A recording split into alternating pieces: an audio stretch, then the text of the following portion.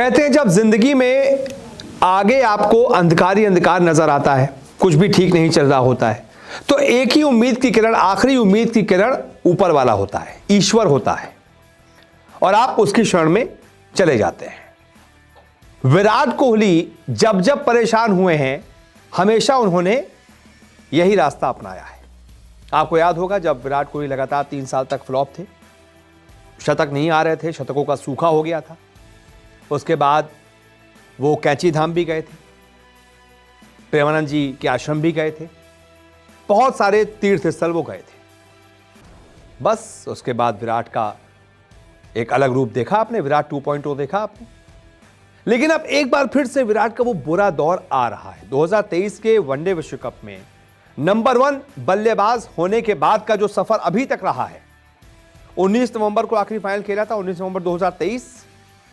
तब से लेकर बीते 19 नवंबर तक 1 साल हो चुका है, और लगभग 1 महीना और हो चुका है, 2 महीने बल्कि। तो ये जो 14 महीने रहे हैं विराट की जिंदगी के, वो ठीक नहीं रहे। खासतौर से टेस्ट क्रिकेट इसमें ज्यादा हुआ तो वो फ्लॉप पर फ्लॉप नजर आए। ऑस्ट्रेलिया दौरे में, पूरे दौरे में उनके बल्ले से सिर्फ 190 रन निकले। विराट कोहली वापस से उस अंधकार की तरफ जा रहे थे। सब कह रहे थे कि भाई अब विराट कोहली, रोहित, इन सबको टीम से निकाल दो, हो गया इन लोग का समय। तो उसके बाद अब एक दौर आया है, तो जब विराट कोहली को भी अपनी जिंदगी में आगे अंधकार ही अंधकार दिख रहा है, कुछ फ्यूचर समझ में आ नहीं रहा है, थोड़ा सा डाइसी है मामला, तो एक बार फिर से वो भगवान जी के शरण में पहुंचे हैं, और एक बार फिर से उनको प्रेमानंद जी के आश्रम में देखा गया है। बाकायदा मैं आपको वीडियो दिखाता हूं, विराट कोहली और उनकी पत्नी अनुष्का बाकायदा दोनों बच्चों के साथ, अकाय और वामिका के साथ प्रेमानंद जी महाराज के आश्रम में पहुंचे, उनके शरण में पहुंचे। दोनों ने प्रेमानंद जी महाराज से मुलाकात के दौरान पूरे वक्त बड़ी शांति के साथ उनकी बातें सुनी, और प्रेमानंद जी महाराज ने दौरान बताया कि कोहली क्यों असफल हो रहे हैं और उन्हें कब सफलता मिलेगी। कोहली का ये वीडियो सोशल मीडिया पर वायरल है, जिसमें वो अपने पूरे परिवार के साथ दिख रहे हैं। ऑस्ट्रेलिया दौरे के बाद कोहली वृंदावन पहुंचे हैं और वहां पर प्रेमानंद जी महाराज से मुलाकात की है। सोशल मीडिया पर जो वीडियो वायरल हो रहा है उसमें नजर आ रहा है कि कोहली और अनुष्का प्रेमानंद जी महाराज के सामने हाथ जोड़कर बैठे हैं, उनके दोनों बच्चे उनके साथ हैं। प्रेमानंद जी को बताया जाता है कि विराट, अनुष्का आपका सत्संग सुनते हैं और दोनों पिछली बार भी आए थे। कोहली क्रिकेट खेलते हैं और ये उनकी पत्नी अनुष्का है। इसके बाद प्रेमानंद जी महाराज ने कोहली से सवाल पूछा कि आप ठीक हैं। फिर प्रेमानंद जी ने पूछा कि मन प्रसन्न है, तो कोहली ने मुस्कुराते हुए हाँ में जवाब दिया।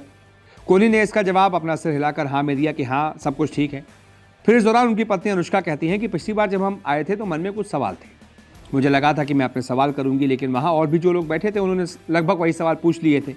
इसके बाद प्रेमानंद जी महाराज से कहा जाता है कि ये दोनों आपका सत्संग रोज सुनते हैं और उसे अपने जीवन में उतारने का प्रयास करते हैं। इसके बाद कहा जाता है कि कोहली ने इस सांसारिक जगह में अपने कर्म अनुसार उच्चतम स्थान प्राप्त किया है।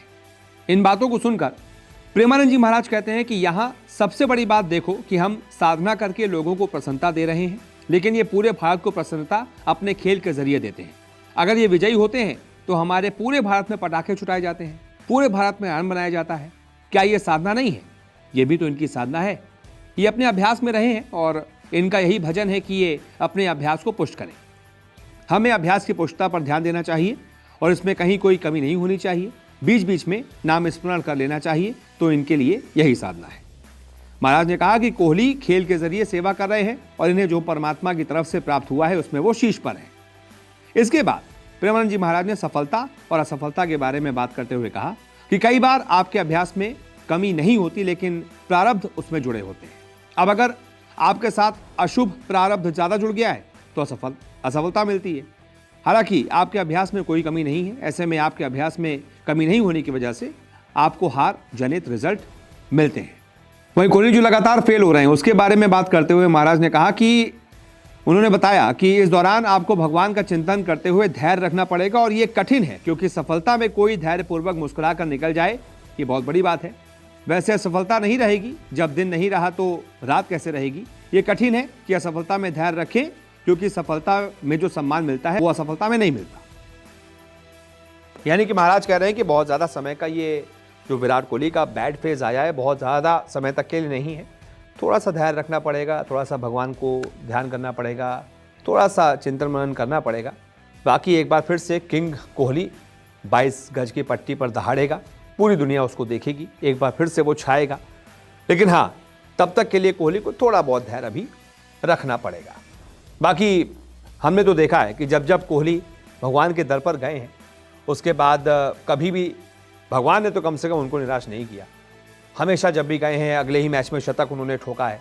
तो उम्मीद है कि अगर इंग्लैंड दौरे में जो वनडे सीरीज होगी उसमें विराट कोहली पिक किए जाते हैं, उसके बाद सबसे बड़ा टूर्नामेंट है आईसीसी का चैंपियंस ट्रॉफी, उसमें अगर विराट का बल्ला गरजता है तो न सिर्फ इंडिया चैंपियन बनेगी बल्कि विराट कोहली का भी फॉर्म वापस आएगा और हमें हमारा खोया हुआ किंग कोहली वापस मिल जाएगा।